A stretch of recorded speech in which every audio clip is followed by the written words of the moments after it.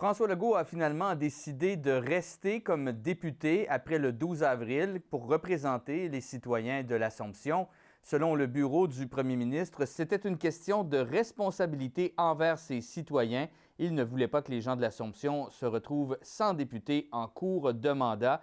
Il pourra également, avec le fait qu'il reste député, toucher à sa prime de départ d'environ 300 000 $, mais on nous dit que ce n'est pas ce qui a motivé sa décision de rester. Il y a d'autres premiers ministres et chefs de parti qui sont demeurés par la suite députés une fois qu'ils ont quitté. On pense à Stephen Harper, qui avait quitté son poste de chef en octobre 2015, mais qui était resté un an de plus comme député de Calgary Heritage. Pendant ce temps-là, les candidats en liste pour remplacer François Legault se préparent pour le premier débat officiel qui aura lieu à l'Espace Saint-Grégoire. C'est une ancienne église de la région de Québec.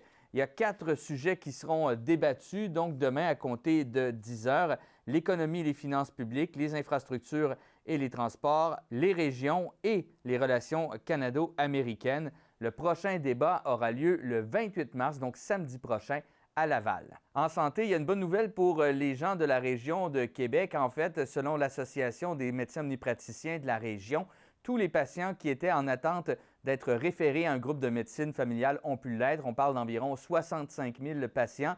Selon le président de l'association, le Dr Pascal Renaud, c'est grâce à l'entente qui a été adoptée en décembre dernier avec Québec qui a permis de donner un peu plus de prévisibilité. Donc, c'est plus à chaque année où on doit se poser des questions. Est-ce que je vais être capable de garder la clinique ouverte?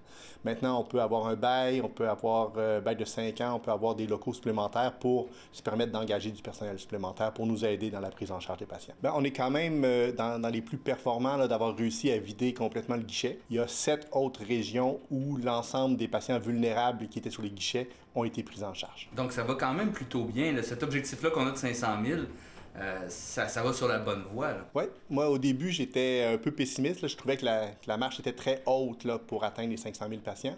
Mais au rythme où ça va, je suis très encouragé, puis je crois qu'on va l'atteindre. En terminant, le député libéral Frédéric Beauchemin, qui représente la circonscription de Marguerite-Bourgeoys sur l'île de Montréal depuis 2022, a décidé de changer de circonscription en vue de l'élection d'octobre.